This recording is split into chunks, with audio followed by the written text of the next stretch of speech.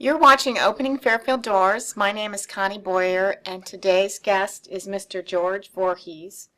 We're out here at Sunnybrook in Fairfield, and today we're going to talk about the life of this gentleman on December 7th, 1941. Before I start, I'm just going to read this little bit. At 7:55 on the sunny morning of Sunday, December 7th, 1941, 180 Japanese warplanes swooped out of a cloudless sky and demolished the U.S. Pacific Fleet docked at Pearl Harbor.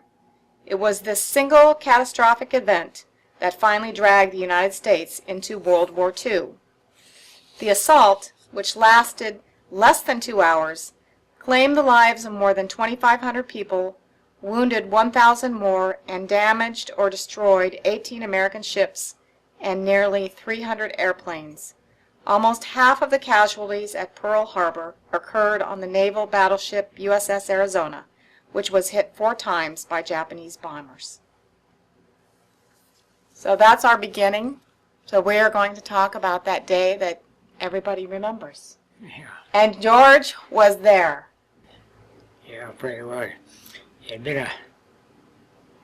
been to Honolulu December the 6th, and the American Legion had a dance, I guess you call it, out in the outskirts. And I remember being out there, and of course you had to ride taxis into town or whatever you could or get a ride. But anyhow, I was waiting to get a ticket to this bus to take me downtown Honolulu. We down at the YMCA, everybody gathered, so the taxis all departed. Taxis and buses, whatever form of transportation you get hold of, you know. And a fella come up there and he was buying a ticket, and he says to this woman, take a ticket, he says, I'm paying the way for this Wahine. He says, I'm a gigolo. Next morning, out of the darkness, come this same guy, and his skivvies come up out of the drink. I had no sense asking me, you're still a gigolo. But anyhow, before I got back that night, after I got down to the YMCA, and we had to wait, and so he didn't dare go somewhere, so go out and lay down or something, because they pick you up, put you in the wagon, you know. Mm-hmm. Well, anyway, we all made the wagon, because we were sitting out there waiting. So they drove all over town picking other guys up, and finally we're back to YMCA, and we went and saw this Lieutenant Hernandez, his name was, or police officer, and he listened to her story. He said, well, I said, you guys should never been picked up, he said. So we knew that all along, but anyhow, we finally I got a taxi back to Pearl Harbor, and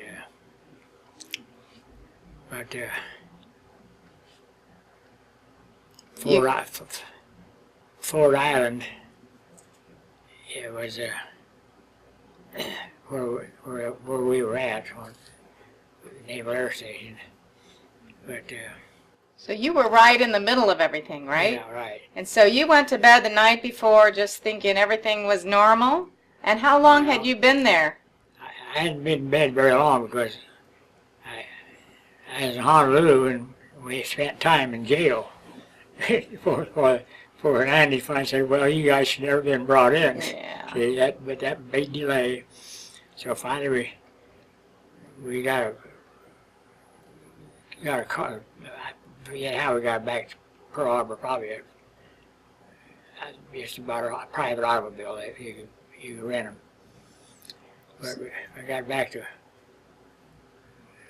the landing over on the mainland side of the harbor, and we still had to get a boat over to Ford Island. Mm-hmm. And I got over to Ford Island and made it up to bed. And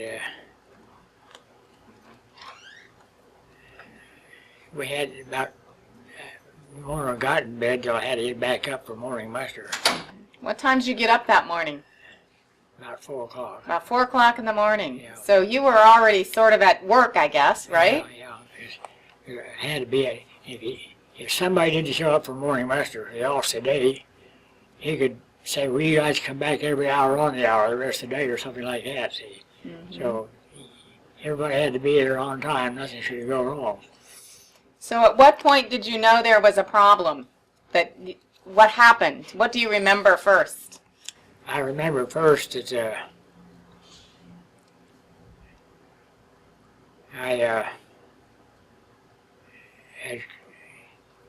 there'd been a lot of turmoil over there at new buildings and ads on and all that. And the office today was a different place than usual. But I had to leave our main barracks.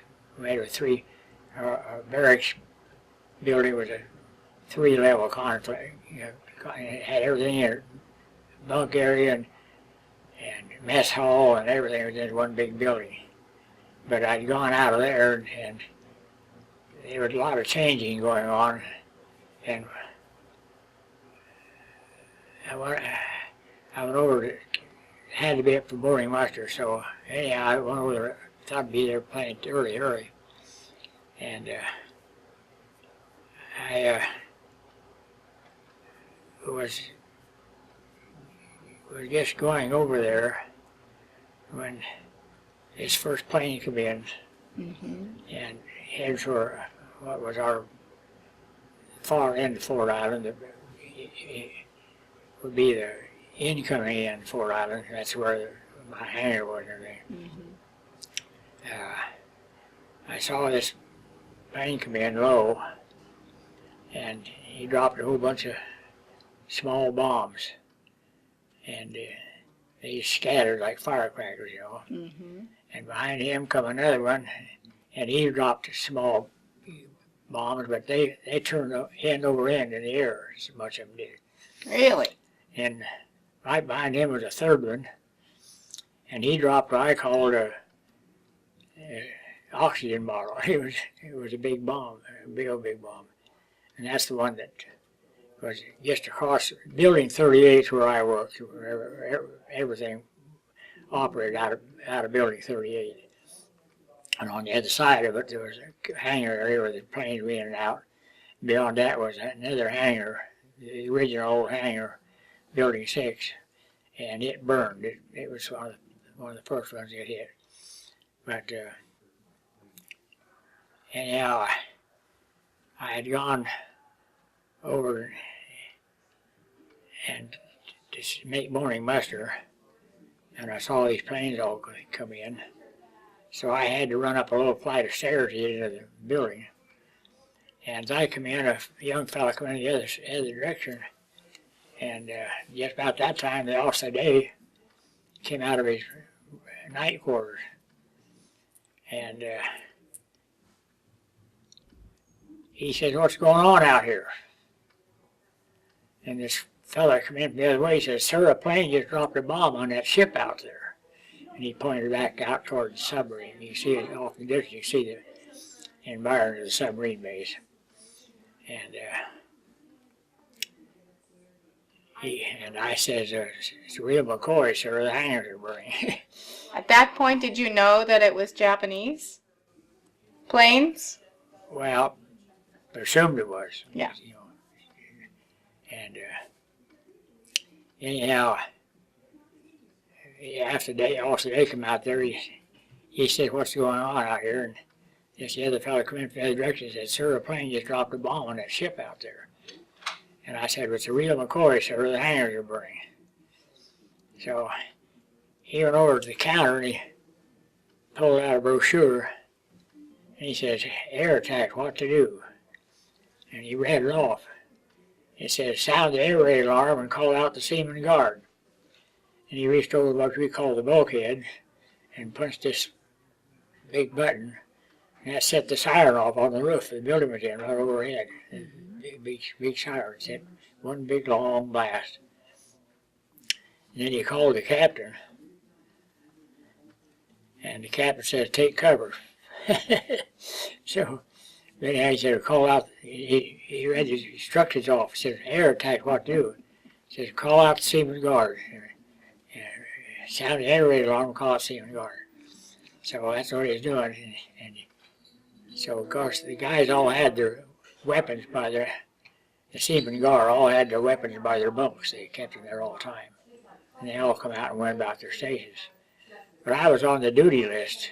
If I'd had taken the duty, I was on the duty list as an emergency driver. So previously, when I got an emergency driver at a drill, I'd end up driving a car or something out on the field to keep enemy planes from landing. It was always something like that, you know. Mm-hmm. And anyhow, I had nothing more to do but help pass out the fellas coming to get weapons, you know, Mm-hmm. things like that. And I stayed there for a while. I don't remember exactly when I left to go down to the hangar, but So there's a picture of you that we have over here yeah, that we'll show to the camera. yeah, And this is a picture of George yeah. right here. He's the gentleman standing in this picture. And do you remember when this was taken during the day? Yeah. This was pretty well long in the morning because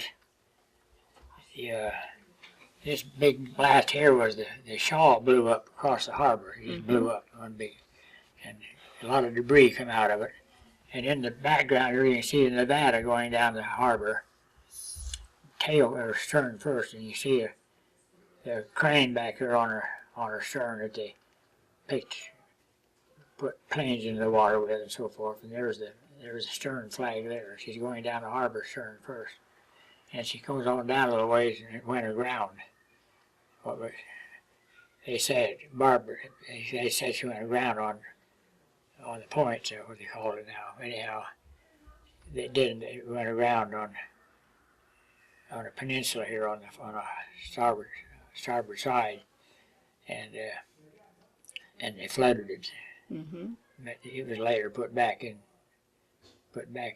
commission. But anyhow, yeah, This is quite a picture. yeah. Now they had a young doctor out there that he got his orders back to the States, and he was waiting for transportation to go. Everybody said, boy, that's great, you're going to be home for Christmas. Well, he caught a plane just like this. Mm-hmm. And they go down and make a turn, they go left. And the plane went down the harbor and got off course and crashed into a pier down there, and all hands died, including this young doctor. Hmm. And, but I had a shovel in my hand, and it looked like there was a guy sitting there. Who he could be, I don't know. Why may be room for him, because I had a round enough shovel in my hand. We were seeing these piles of debris here. We were cleaning up so we could operate. So all the bombing had stopped at this point? No, it's very early in the day yet. Uh-huh. And we didn't know. But anyhow, Were you frightened to be standing out there? It looks scary to me. well, I suppose it was. I don't know. I don't think it was. But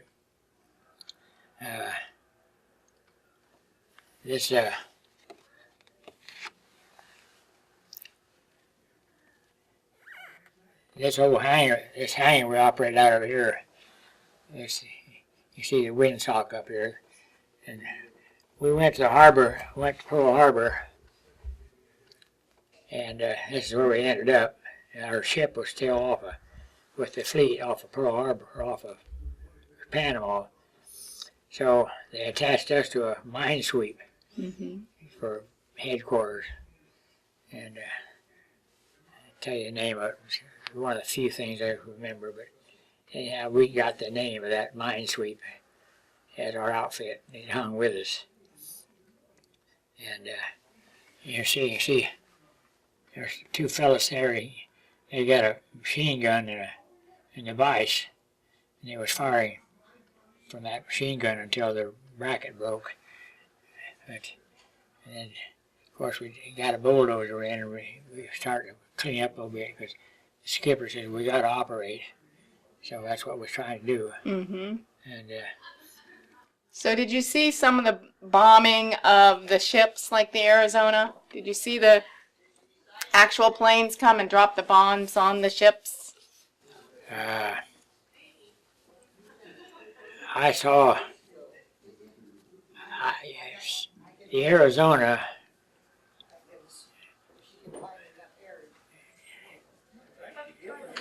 The Arizona lay next door to the Vestal, and the Vestal was my old ship, and all of us in the Vestal Ace repair unit, if we misbehaved or something, and we got called back to the ship, but we'd gone back to the Vestal. But to get to the Vestal, you had to cross the Arizona. Mm-hmm. They were side by side there on Fort Island, and from where I am at, they're way back a ways. But anyhow, of all these planes dropping, like this first plane, he dropped them small bombs, and they like firecrackers they went off. Mm-hmm. And the second one, and then they come that big bomb, and so shortly after that, I went down to the hangar where my shop was. And I remember running into a friend of mine on the way down. He was working at the power plant, and but we had to look around and see if anything. After we got down there, though, the raid was still coming, Mm-hmm. and our this building 38 had a divided by cement block wall in her. I remember hauling over some guys standing with us, lined up along the concrete wall. I hollered, "Hey, you guys, the closer to bring all this a wall down on you." I can see them yet scattered, but nowhere to go. Yeah. But I went out the other door, and the other fellow and I, we was sharing a sheet metal locker for shelter from flying debris. Mm-hmm. Our hangar doors we had to open with the truck, with the tractor. They were that heavy, you know. Mm-hmm. And the hangar doors were just full of like shotgun shells, just full of shrapnel. You get all riddled, but you had to open them and close them with the tractor. It was that heavy. But I'd gone outdoors, and I said to the fellow with me, I said, "I'm going to see when the bastards coming down."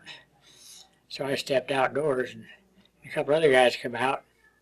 Some officer stuck his head out of the hangar across the way. He said, "Hey, you men over there, get under the cover." He said, "All that stuff's got to come down," which it was. All the junk coming down was debris from our own shells and everything. Sure. And but anyhow. So did you follow orders? Did you get undercover at that point? Yeah, I did. You know. That's how you survived. Well, maybe, but he says all that stuff's got to come down. But anyhow,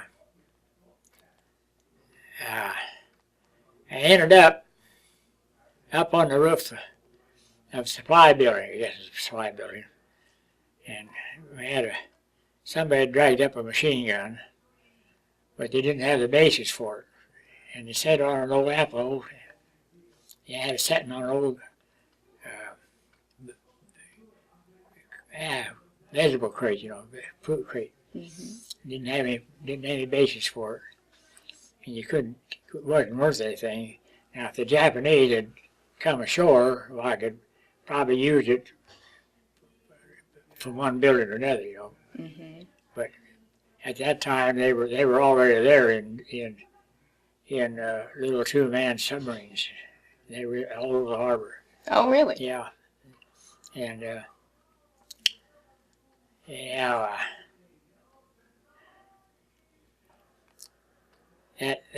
that night, I found myself still up on the roof, and one of our carriers had been out to Midway or somewhere, and was on their way back, and they sent their ship, some planes in ahead of them, and they come into Pearl Harbor that night. Of course, everything was blacked out, and I was up on the roof. I could see it all. I was up there where this machine gun was, so-called. And the first plane of our command foreman come in. First one turned on his lights to land, and every damn gun in Pearl Harbor opened up on him and shot him down. The second plane come in, he turned on his light to land, the same thing, they shot him down. The third one come in, and they shot him down. The fourth one come in, they shot him down. Just one right after the other. Just you know, a sparrow couldn't have got through the hail of fire went up out of the darkness, you know. And I watched all those planes burn. But Now, I heard a story that you actually saw one of the pilots. Is that right? Pretty close? yeah. Yeah.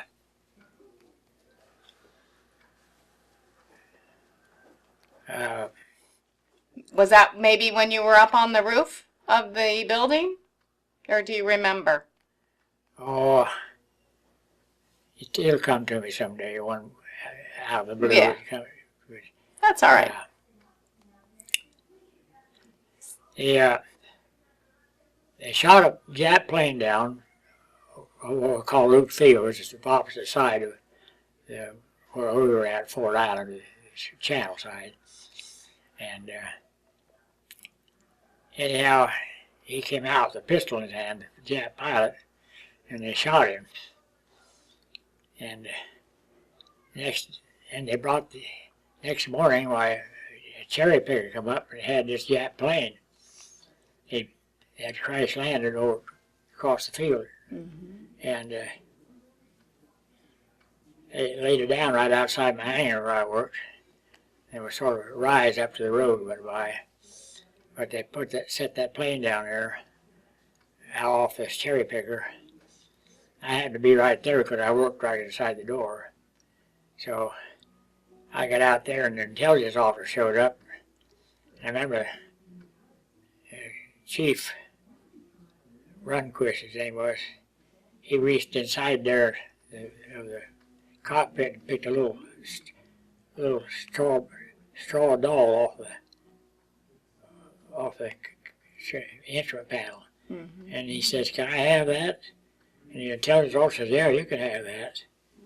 And I didn't want any souvenirs for some reason, but they're all the machine guns were. He crash landed, and the machine guns were all bent down like that, and all full of empty shells. And I could have had scads of them for souvenirs, you know, but I didn't want any souvenirs. I didn't feel I wanted it. Yeah. And so when they brought this plane up the next morning and laid it down outside the hangar there, and we were looking through it and all that,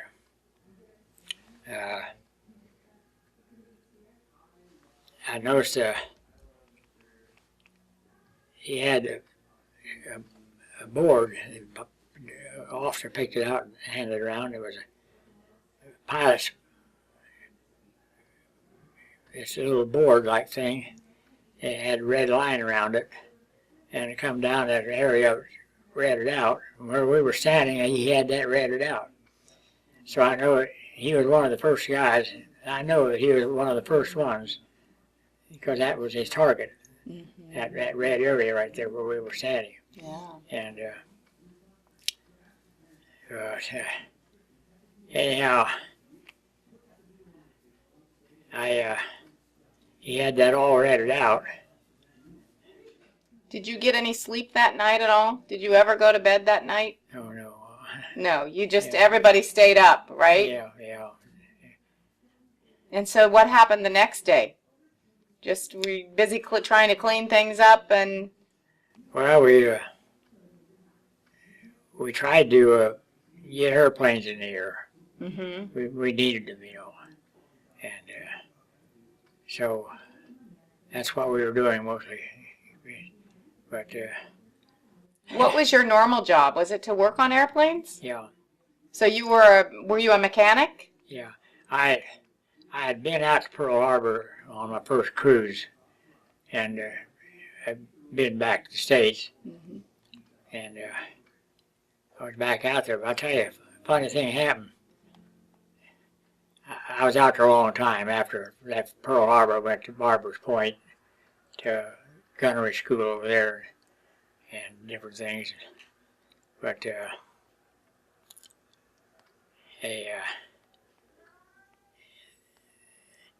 this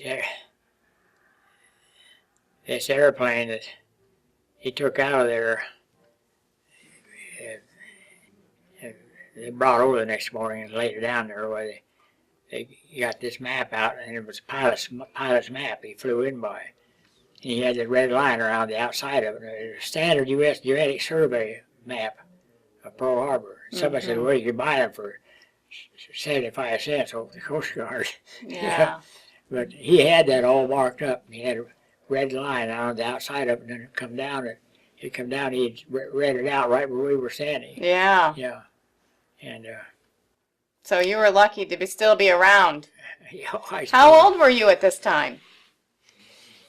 Well, 20, I guess. Yeah. Maybe. So how long had you been in the service at this point? I went in 36. Mm-hmm. How old were you then? 17. 17. I was 17 and 1 month old. You were a baby. Yeah, I was old enough to get in on an early cruise. Yeah. And you grew up in Lockridge, is that right? Yeah. So that's a lot to do as a young man. Oh, I suppose. But, And then how long were you in the service after that? until the war was over. Until the war was over. Okay. And then did you come back to Fairfield after that? I guess I did. Can't remember, Mom. Okay. And then you got married at some point to Dora, your wife Dora. Yeah. And what did you do for an occupation here? Well, I started out with, I was going back and forth to Ottumwa. I was doing body work Mm-hmm. on automobiles. And body work, and I did body work, and then I got into, I did a lot of that, body and fender work. And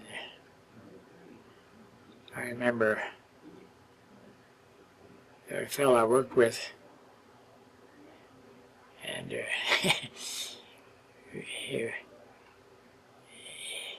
he and I was a fellow was going down to what they call Chautauqua Hill at the east end of Fairfield. Mm-hmm. And his engine was overheating, so he turned the switch off, but he didn't know that it locked his steering gear, and he rolled. Oh boy. So, this fellow I worked with, I'll tell you his name in a minute, we went and found a body and put a new body on this car that rolled. And we were talking about it, and the boss of the shop down there, he was listening in over the loudspeaker. The fellow we're working with, well, he didn't have much use for Fords, and he made a remark about him, and anyhow, the boss, he was listening in on the loudspeaker, heard him talking about it, But he made a remark. He said, damn Ford, he said, he hit a horse turd to bend the frame. He said, he said, our boss was listening to all this over the